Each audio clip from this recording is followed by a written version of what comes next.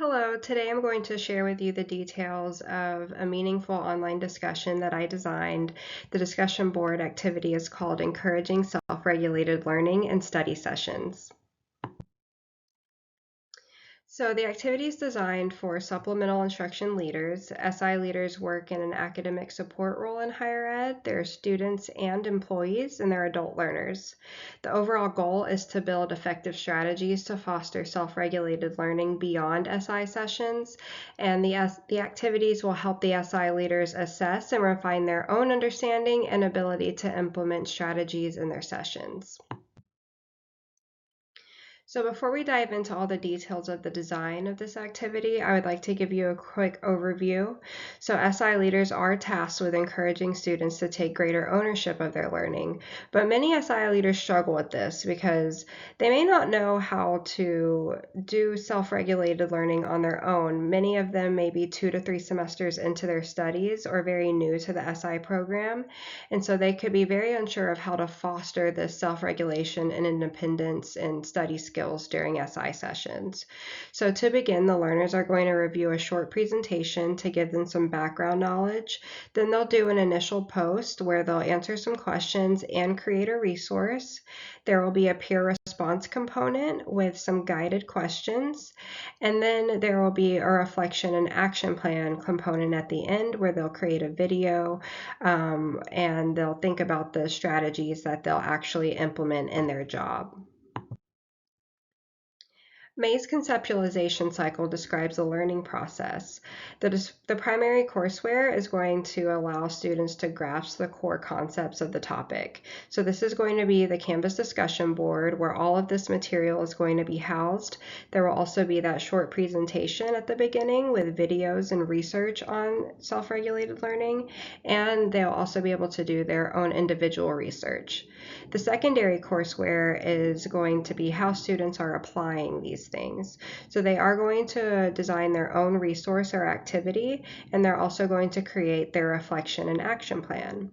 The tertiary courseware is going to focus on collaboration. So this is going to be the actual discussion responses and those guided peer feedback responses. This activity takes on a combination of orientations. It's guided because there will be those discussion prompts. It's inquiry-based because they're going to be encouraged to analyze challenges students face and propose strategies. It's exploratory because they're going to design and share their own tools, and they'll also give feedback. It's reflective because they're going to create the action plan at the end and consider the tools and challenges they may face. This activity uses 3 categories of technology tools. There will be a presentation that will be created with video and research to give that background knowledge. They'll also design their own resource, and they'll also design their action plan. So some of the benefits of this is that it encourages learners to develop authentic tools they can actually use with students immediately. And some challenges may be that they may struggle with resource design. Some SI leaders may be newer to the program. They may not have a lot of experience yet in designing resources, but it is something they have to do all the time in their job. So as they go further through the program, they gain more experience, they go through further training, this skill will develop. There's also the collaboration and communication category. So the discussion board itself is going to facilitate peer engagement, and it's going to require the learners to respond to each other. So the benefit is that this promotes peer-to-peer learning, but the challenge could be that asynchronous discussions, they're just sometimes not as in-depth as in-person discussions.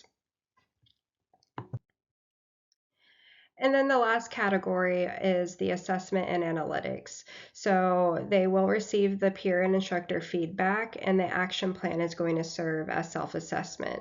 So the benefits are that this provides actionable feedback and ways that they can apply learning directly in their roles, but the challenge could be that their action plans not be all high quality, and that could be because of their background, their experience in the program, and again, this skill would develop as they go further through the program, and this would be a good starting point for them to practice self-regulated learning on their own. So for cognitive scaffolds, the inputs are that it triggers event. And so there is the problem statement, that introductory presentation. It stimulates critical reasoning because there will be a deep analysis of the barriers and they'll also have to justify their solutions. It promotes self-directed learning because they have to research and develop their own resource. It stimulates elaboration because they will expand on ideas and also discuss diverse student needs, and it'll promote teamwork because there will be that peer review component. The cognitive supports, there will be question prompts through the discussion. There's also scaffolding with that presentation at the beginning. There's the peer review component where they'll be giving feedback to each other through guided questions. There's reflections and revisions through that final action plan, and the self-regulation and transfer will be that they are going to apply these concepts in their future SI sessions, and that action plan is going to give them something tangible that they can actually apply.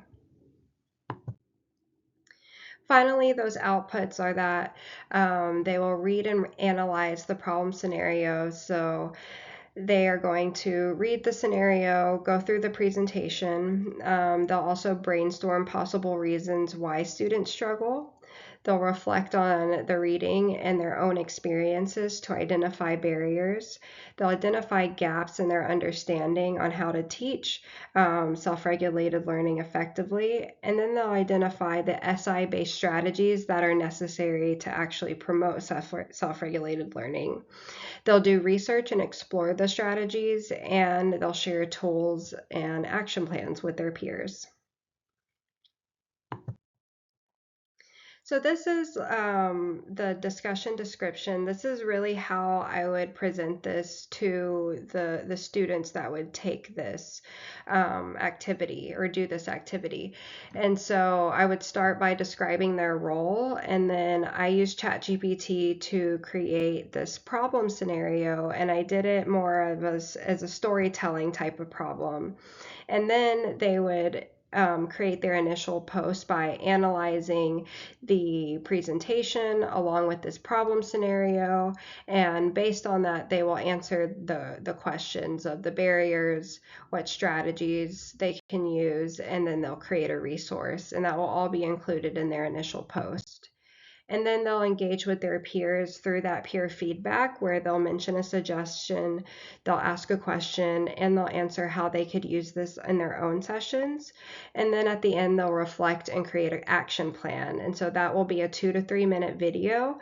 They'll include their top 3 strategies they gleaned from the discussion board, what strategies they'll implement first, and the challenges they anticipate. And that's the end. I hope you enjoyed, and thank you so much for watching.